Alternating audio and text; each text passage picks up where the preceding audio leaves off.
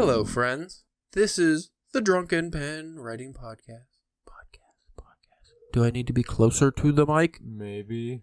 That doesn't sound like Ashley Hatter, does it? There's a reason for that. If you haven't... Sorry, I can't do the Thornberry impression.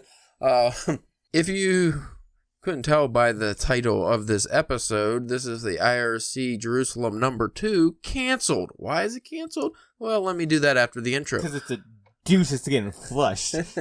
Hi, I'm your usual host, Caleb James. Normally, I'm joined by Ashley Hatter on the IRCs, but he was so ill from reading that. No, he wasn't. Though, I think his brain did start to melt as well. Well, didn't he read like a paragraph and accidentally get turned into a frog or something? Something weird happened, yeah. But I was going to bring him on so we can do this final cancellation IRC, but I figured really what's the point? I'm just going to keep this short. I will go through my notes that I had for whatever I had, because I don't even remember, honestly. But joining me as Ash's replacement right now, the normal co-host of the show, Spencer, the Illinois imposter church. Ooh. I couldn't think of an I word that would be associated with Ashley, but you can be an imposter still, because you are not Ashley, good sir. Nope. Your beard is not nearly red enough. It is not. Boy, oh howdy, why are we canceling? Well, here's the problem. The IRC Jerusalem, Alan Moore's Jerusalem, tanked. Not the downloads. It tanked because right when we got into it, I got COVID. I literally had COVID during the recording of the first episode when we just started reading this monstrosity. And I was so psyched to get through it and stuff. Yeah, sure. And then I got... And if you listen to the first IRC, you're like, oh, yeah, he doesn't sound too bad. It was like right after that. I got so sick I couldn't read, couldn't focus. If you listen to the other podcasts, I've discussed this. I was out. Couldn't hold a 10-pound book. Yeah, I was just out solid for weeks. And it took me over a month to actually like fully recover my, no more brain fog, get my senses back, just get back to kind of normal. I would say almost 2 months before I physically felt normal again. So that obviously took a toll, but we were like, okay, well, now I'm back. We can get back to recording. Like, it was about 3 or 4, like a month after that happened. And actually, he just had a library copy. So he's like, oh, I'll get it out again. Well, then my marriage was coming. I was getting married and then going on vacation, for a week right after the wedding. So. Isn't that called a honeymoon, sir? Yeah, but we didn't do a romantic getaway. I mean, we went, across the country and did fun adventures. You guys were, on snow-topped mountains and, you know what I mean? If it wasn't romantic, I think that had something to do with you, sir. I had COVID. Shut up. I didn't have COVID then. I was over a month out. 2 months out almost. No, it was just a month out. Anyway, that's besides the point. So, on my honeymoon... did all that stuff, came back. So now we're looking at almost 2 months since first starting Jerusalem and then not reading it. And I was reading it sporadically throughout, so I did get the second IRC ready to go, but then I didn't have anybody to go with. So I'm just going to give my notes on the second part, then do a little ranting on the fucking shit, and then I'm just going to be done with Jerusalem. I'm going to keep reading it, but it's going to be between everything else I'm reading. Do you think you can have it done by the end of the year? No. No? I mean, technically I can have it done by the end of the month if I wanted to. It's just the time and the anger. You know what? I'm going to stop shitting on Jerusalem for a minute because I did really started liking it until this last chapter I was on, which also was a catalyst for me just bailing on the IRC because he went... I'm just going to get into my notes. I don't remember where we left off in the last one, and I'm not listening to that again. So I'm just going to start with chapter 1. I know we did a full prologue because the prologue's 50 fucking pages of just dense text. So these are just my notes verbatim, which are not detailed, so I do not know exactly what all this stuff means anymore. It's been over a couple months since I've looked at these. So I said, I found the view of the American Civil War from someone living in England at the time to be interesting. There was a part where the story... Because this is all about his fucking love for Hampton or whatever in England where he grew up and stuff. So every chapter is a different period of time in Hampton. And then there's some magical weird shit going on too. I forget exactly what this was about. He did bring up the American Civil War and how some English people were viewing it, people in Hampton were viewing it at the time. And that is because we never think about that as Americans. like, what did the rest of the world think about the American Civil War? Because, like... Well, we can ask them when the next one happens. Yeah. In England, it's probably even more interesting because there was, we weren't too far removed from them at that point. It was only like 100 years later was the War 1812 with the British? Because we had the Revolutionary War and the War of 1812. So we really weren't that removed from them. There's probably English people involved in the Civil War. So I just thought that was the interesting point in the thing. I have page 58. Like the scene when Ernest Vernal is paid to touch up a chapel ceiling fresco and the painting of an angel comes to life and talks to him. The angel's hard to understand words explode and unpack like a zip file in Ern's head. I thought that was cool because it's not speaking English. Like, it's speaking some language this guy doesn't know. He's just like an old time... language of the gods. Yeah, it was just like early fucking late 1800s guy, he's supposed to paint this church. He got paid to do it. So he's up high. Nobody else can hear him.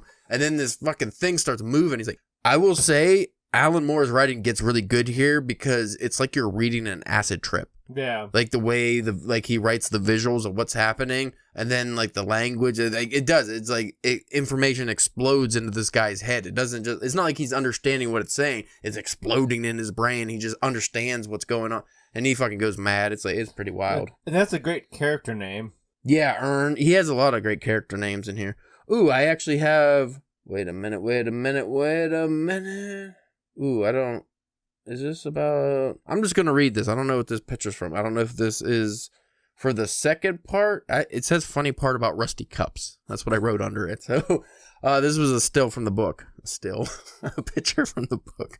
I'm thinking like a movie. I got a still from the movie book. Photograms. I've been having trouble with the reading the Jerusalem. It's really making imagery go in my head. Oh boy. It's hard reading his writing out loud though, by the way. I'm just going to point that out if I sound like an idiot. These steam there at the tables far and now, alongside a collection of the dirtiest tin mugs that Bill had ever seen, another loan from the begrudging clerics. Dented and dilapidated, these had blotchier complexions than poor Strawberry Sam, Bill's young apprentice at St. Paul's. Shit-colored rust was crusted at their rims, and one was gnawed through by a... Shit. I like his descriptions. Wait, I gotta start that. Shit-colored rust was crusted at their rims... Wait. Shit-colored rust was crusted at the rims, and one was gnawed through by a bum wipe of corrosion so you could see daylight. Rubbing the last scabs of grout off his board, Bill made a mental note to see as neither him nor Ginger got the cup that had a hole unless they wanted hot tea pissing in their laps. I think that's a very great way to say there's just a rusty hole-filled cup. Like, he could have just said there's a hole in the cup. He didn't have to say all that. But I enjoyed the extra effort. But as I described in the Especially the shit-colored rust. Yeah, but as I described in the first episode, while I find that whimsical and hilarious reading that as just this picture, when every single paragraph has writing like that, it starts to get daunting. Yeah. He does go overboard with his own fucking smelling his own farts and stuff. It's like doing a whole bunch of max reps. Yeah. You can only do so many. Yeah, you can't just keep that up. Then I end this part with enjoyed the description of Ern going mad. So I don't remember that, but I kind of remember it because he had a history of mental illness in his family. And I think we talked about in the first episode where it's called like going around the bend. And Alan Moore paints this picture where it's essentially going around the bend, but in your mind. And once you go around, like there's nothing. You're just in a void of, you're lost in life and your brain and your life's done. You're crazy.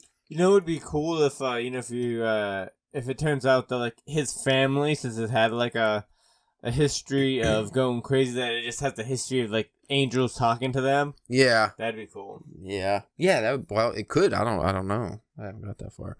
Actually, no, I did get to the part where it finally describes the angels. I'll go over that briefly.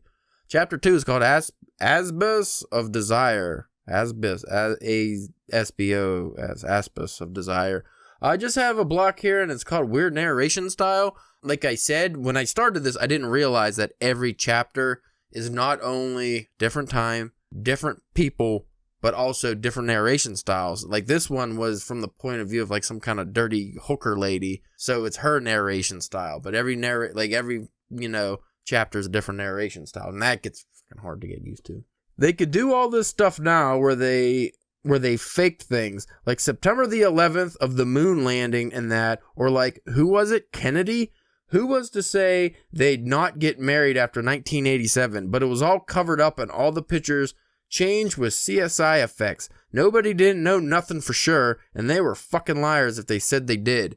Now this is the hooker lady, and she talks like that the whole time, and it's like, she is like a conspiracy theory nut, and she's obsessed with Princess Diana. So that's what you get with her. And there was a scene, which I just have, 2 straight prostitutes do lesbian stuff while smoking. Smoking what? I don't remember. I'm pretty sure it's doobs. Either way, or drugs, because she's a druggie. It was just really weird to be the way he wrote that scene. I wish I would have screen capped that one too, because again, I fucking took pictures of my book. It's not digital. I don't want to keep saying these words. Screen cap? You can't screen cap a book, Caleb. Yeah, at least not like a digital one. You can't screen cap. You can't eat cats, Kevin. You can't eat cats. Well. Remember that from The Office? It's like, you can't eat cats. You can't eat cats, Kevin. Like, somebody told him that before. But it was just weird because, like, it was 2 straight prostitutes, and he's just, like, why were they having sex? It was because they weren't getting paid or anything. They were just hanging out. I was like, well, sex? Oh, all right. And they're just, that picture, half-tooth, fucking weird. Ugh. Marla has a strange, drawn-out interaction with the countryest guy in the street. She runs into this weird country dude, and it's just a very bizarre scene. And then chapter 3, it's called Rough Sleepers, and the only thing I wrote is, interesting bit of time travel with Freddy, stuck in sex loop with Patsy. This is where the book got really good for me. It was this old guy, Freddy, and it was really boring at first, because he's just going around Hampton, just fucking talking to other old people, and at some point he's eating like this fucking... I thought it was mushrooms. I don't know what they were. I forget what they're called, but it's described almost like a fucking potato. Like his buddy that he goes to see just digs it out of the ground and he eats it, and it's gross. And it's got like, seems like drug kind of properties, but it's not like hallucinogenic. Anyway, so this whole time you just think there's just old guys going through, and it really goes on and on and on with this dude. But then he goes to see his friend Patsy. This is where he's going for this whole time, to see Patsy. And but he ends up checking up on his other buddies who like have gone missing for years at a time, and it's just like weird shit. Then he goes to see Patsy, and all of a sudden he's young again, and he goes in, and then they're having sex, and then it goes into describing how he's dead. They're all dead. All his friends, everybody's talking about, they're all dead and ghost. So they're stuck in a time loop, but it's voluntary. They're stuck because they just want to be stuck. So he just goes through whatever he wants to do from his past till now. So he goes through this time loop with Patty, and it doesn't even sound like it's enjoyable anymore, because every moment he knows and she knows what's going to happen. It's described, and then he just sperms like cold ectoplasm. Then as soon as he leaves, he goes back to being old again, and then it ends with him going to this pool game that he wanted to go to up in the ceiling, which we talked about in the first episode. Like, what's up in the ceiling of the pub?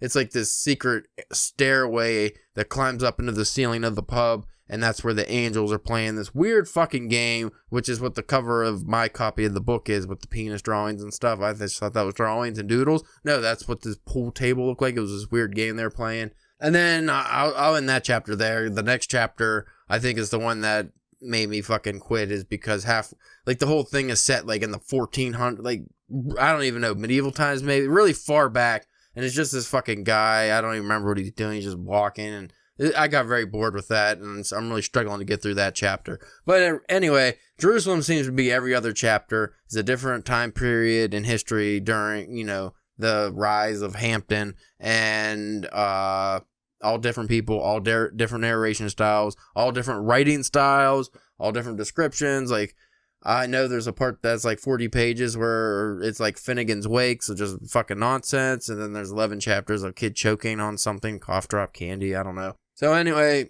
if you folks are disappointed we didn't stick with this, I'm sorry, but I don't think you would have enjoyed it, because I'm not. So you said you made up to third chapter? Third or fourth. But I'm almost 200 pages in. I was going to ask, if you remember the page count. Yeah, I'm between 150 and 200, and I'm like, I think I'm on the 4th chapter. It's a long book. I'm not even 1,000 pages in. Or, I have more than 1,000 pages left. No. Sorry, I phrased that wrong.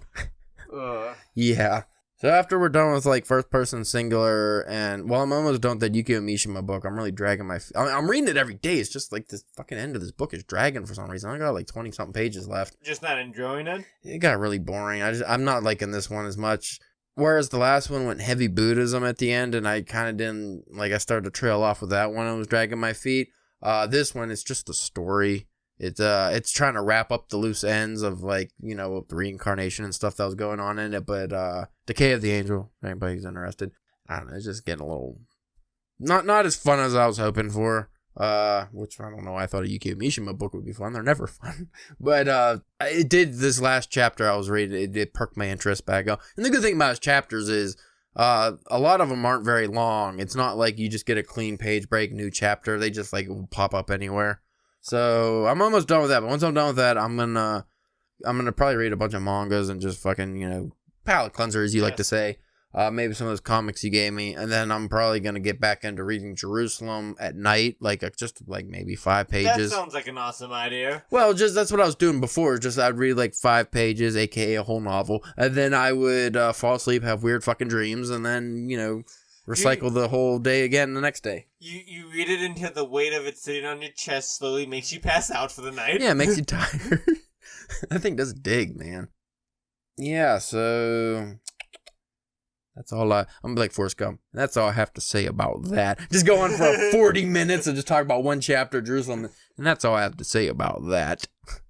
Just like I'm reminiscing on Bubba's death. It almost kind of sounds like how the writing in the book is. After all that, that's all I gotta say about Hampton. If that's how the book ended, I would give it 5 stars. I would want that to be like a Nobel Prize literature winning book. If that's how that fucking thing ended, like I'd want Alan Moore to get the Nobel Prize. If it just ended with, and that's all I have to say about Hampton. Like, Jesus fuck, man. You said everything there is to say, that's for sure. I'll tell you what, I really don't want to ever visit that place. He makes it sound so awful. Why is this a love letter to Hampton when you make it sound like it's the worst place in the world? It's disgusting. It's horrible, and every chapter is just a different point of history where it was awful to live there. And the people are atrocious. I don't like any of them. And it's not like, from what I can gather, it's not like, well, at least, like, each thing, they kind of get better. It seems like they get worse. Worse, much worse. And you know what? It's like some of the characters are so British that you can't even understand what the fuck they're saying. Which, again, if you go to the first episode, folks, you can hear some of that. Let me check something here. Alan Moore. He spells Alan with 1 L. I don't know if I like that. Somehow that offends me, but it's not inappropriate. It's not like you're an Alan, you know. No, I'm not an Alan. Does he have a new book coming out or anything? I don't see it. I just wanted to see if he had any new work coming out. I thought he retired from stuff. What, he wrote Jerusalem and then that was just anything he can do? Well, I know, I guess a while ago he said he... I thought he just retired from comics. Maybe, but... You know, he's crazy. Only 20 minutes. I feel like that's a little too quick for an IRC. Because usually these are replaced by a regular episode. And I'll feel bad if we shortchange our folks. So you know what we'll talk about? What's that? We will touch on, because you were talking about rage quitting books or books that people say they read but then they end up quitting or whatever, however you phrased it. We're going to do a whole episode on that. We'll find a proper list and things and stuff. But we can riff on it for a minute and just say some books that we've personally quit. I haven't quit a book. I know you read Sleeping Beauty somehow all the way through. I did it. I mean, well, I guess you could say I've kind of quit the complete collection of H.P. Lovecraft. It's been like a year. It's been like a year since I finished the story that I was on, but it's been like a year since I've been back to it. May I mention a book called Black Holes that I let you borrow? Oh, yeah. You didn't finish that, did you? I did not finish that. You quit and you threw it at me. Yeah, I did throw it at you. Like, fuck out of here with this sick shit. It's like, it's not that sick. It's gross. I didn't technically quit Moby Dick. I just skipped huge chunks of the book, which is essentially the same thing. I can't remember the last book like I actually quit though. Like I just didn't read the end of it all. Was there one? There was a recent one. I remember just starting to read it and I was just fucking. Now I will admit, I don't admit this on air normally. There were some indie books I've had and some novels that I ended up not finishing.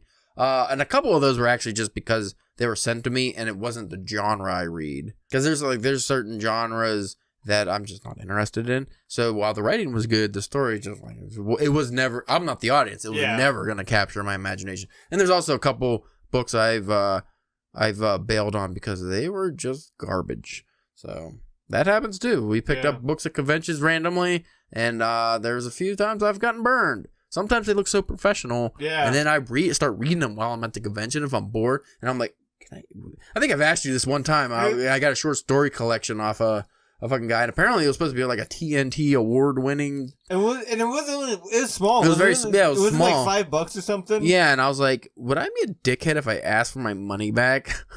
I didn't, but I thought about just be like, hey, this was terrible, dude. My guy. I would have called him my guy because that's how offended I was. Like, hey, my guy, this is dog shit, dead ass. This is dead ass dog shit. No cap. That's been in the sun for no days. Cap. Zero cap. Like how that. Well, yeah. He didn't capitalize anything, right? Wait, what was it? That's the lingo of the youth today. No cap means no lie, Spencer. You didn't know that. I did not. I don't think he capitalized. No. If he didn't, it was not on purpose. It was accidental. John Cena. Sorry, I seen the lunchbox.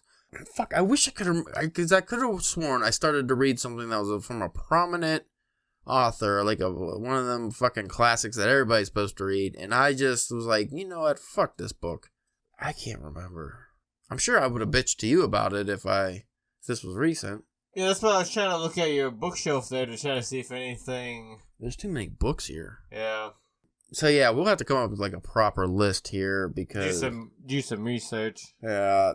Now, have you ever? This is what I'm interested in. Which comic reading? Have you ever? I know you bailed on certain series or story arcs or something, or they switch writers and you're like, fuck it. But have you ever actually abandoned a comic, just meant like the actual comic itself, just like halfway through? This fucking sucks. You just stop reading. Because I've done that for book club a couple times, where I just like, I don't like this, and I just stop reading it. There was a Batman miniseries called Batman Odyssey, written and drawn by Neil Adams, one of the greats. Used to be one of the greats. Rare miss. No, or decline. The past years have not been kind. Just a decline. That's sad to see. And I mean, his art can still be okay, but like just a mixture of the story. Like it was like 12-issue series, and I bought the whole series because it was one of those things where I was just buying the issues and I was just putting them aside, and I was just waiting until it was done. That sucks. So you couldn't even like. I mean, I guess you could trade them in, but you couldn't have been like read the first one like, oh, this is. Yeah. So I made it maybe halfway through, and I was just like, this is terrible. And I've never read the other half. I think I've moved them into my boxes, my trade-in boxes, but it's been bad. Trades, normally if I start a trade, I will finish it at least eventually. Have you ever bailed on any of the book club books? Because like that one witch one, I forget. I don't even remember what it was about. I think it was about fucking someone with witches and or somebody in a castle. I don't know. It was so dog shit. At least in my opinion. Like other people liked it, but I bailed. I stopped reading. Not even I didn't make it to the halfway point. Are you talking about like that super fantasy one with like the talking like cats and like it'd be like the girl with like the missing arm and shit, like the stub arm. And that it was one. Like it had a lot of weird like underage like kind of nudity to it. Yeah, I didn't like that. I bailed on that. I don't know who suggested it, but I didn't. I finished it because it wasn't hard for me to read. I could get through it, but I wasn't like I just thought it was boring. I was just like, this isn't my cup of tea. Like I almost bailed on that one that was like about racism come to life as a monster. Oh, and I wish I bailed on that because the ending was atrocious. It was bad. Well, we just didn't get that one. It was like that like female adventurer book. It was like Tina Valera or so, I can't remember what it was. I know what you're talking about, but like we looked at it and I was just like, this doesn't, because like the art was we just showed up to book club without even reading the book at all. We didn't even have the book. We just went there and ate the free pizza. There was another book. I think I bought Colin Booze that time that I felt bad. I brought like Kraken for him or something to try. I don't remember. I think I gave him like a little booze. And then there was that one book that was like Egypt or Persia or something, and the art was really good, but the story was kind of confusing, and I didn't care for it that much. But I actually finished that one. I did not bail on that one. I find I can bail on comics a lot easier than I can books. I don't know why, because you think it'd be the other way around, because books, that's a dedicated, like, you're in it, now if you're really going to read this thing, it's going to take a while. Whereas a comic, you can persevere and get through it in like an hour, if it's a big one, like a trade or something. But, there's some mangas, too, I started reading. I'm like, But usually those are the set-asides, where it's like, I'm not in the mood for this now. Yeah. And then I have picked them up later, and I'm like, okay, now I enjoy this. That which is a good feeling, because sometimes you're like, oh, does this suck? It doesn't look like it should suck. Why am I not liking this? But sometimes it's just your mind frame. Well, you know what I find what the manga is good for? This is the poop reading. Poop reading, yeah. Not the ones that you get, but like a normal manga. Like the little small ones. They're light, so you don't have to, heavy when you're holding, and, quick reads, a lot of action. Yeah. Anyway, I'm going to end this on this. One book I wish I would have rage quit. You know what? Fuck it. 2 books. Okay. But the second one, I actually ended up enjoying, but I'm going to give you some deets. Okay. Heart of Darkness by Joseph Conrad. I'm sure you heard me rant about this before. It's such a short book. I don't even know if it's considered a novel or a novella or whatever.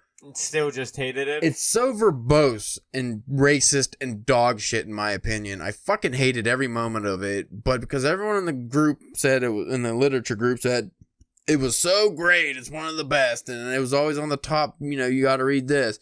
I fucking hated every moment of it, and it took me like weeks, maybe even a month to read this short-ass fucking book, and finally I got through it, and I just threw the motherfucker away. I don't even think I have the copy anymore. I think I actually threw it away. I was like, this is trash! The second one was Notes from the Underground by Dostoyevsky. It wasn't that it was bad, it was that the first half is just the ramblings of a madman, no story, and I'm sorry, but 1800s Russian oligarchy and fucking whatever social classes and stuff that was going on at the time does not interest me. So a guy ranting about that stuff, I barely understand. And and he was going on about life, death, everything. It was just Dostoyevsky's fucking, philosophy on life, which I really don't care about either, because, like, obviously you're going to be depressed when you're living in 1800s Russia. I barely got through it. I almost bailed on it. But then the second half's the actual story, like the guy's story, like he goes out and does stuff, and I really enjoyed that, which made the book condense down to just like a 2.5 star, maybe 3 for me. Was you ever close at all on rage quitting either the past 2 IRC books? What was the last one? It was Catcher in the Rye. And... Catcher in the Rye, I did not, because it's just a normal sized novel. So I enjoyed it enough that I finished it, but I wouldn't read it again. And I also, if I could go back in time, I just wouldn't have read it. Yeah. Because I just thought it was a waste of time. Whiny kid, it was fucking stupid. But I didn't hate the book. It wasn't one of those things where it was just like, oh, I fucking want to quit and not read. Like, once I started reading, it's like, I'm going to finish it. It's not a problem. I just, didn't really enjoy it.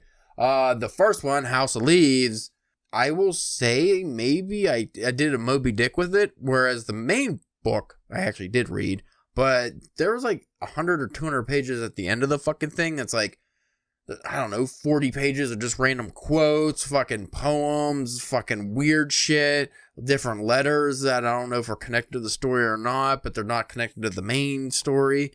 A lot of that I skipped. Because I was already finished with the story and I was like, this is not adding anything to my reading experience. But that was one where if I wasn't reading it for the IRC, I would have bailed on it because it was fucking stupid. But the main story was so good that that's what kept me going. Because I was like, I want more of this. It's fucking cool. But it was so, sparse. Like, why? Like, fucking Murakami's pubic hair mentions, it's always very sparse. Why?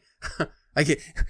We just recorded a Murakami minute, by the way, folks. We still got pubic hair on the mind. Well, I do. But I just thought it was very daft of Daniel Lusky to focus so much on nonsense and bullshit for art's, I guess, modern art's sake or whatever he was doing, versus telling that fucking really cool story about, like, the house with the fucking rooms that expand infinitely and shrink. And, if you can get an abridged version that was just that story, it'd be really cool. So anyway, folks, that was me and Ashley Hatter, who bailed so hard he's not even here today. bailing on the Inebriated Reading Challenge. He bared so hard that he couldn't even be here to bail. Yeah, and you know what I think was also the main downfall? I should have mentioned this at the top of the fucking episode.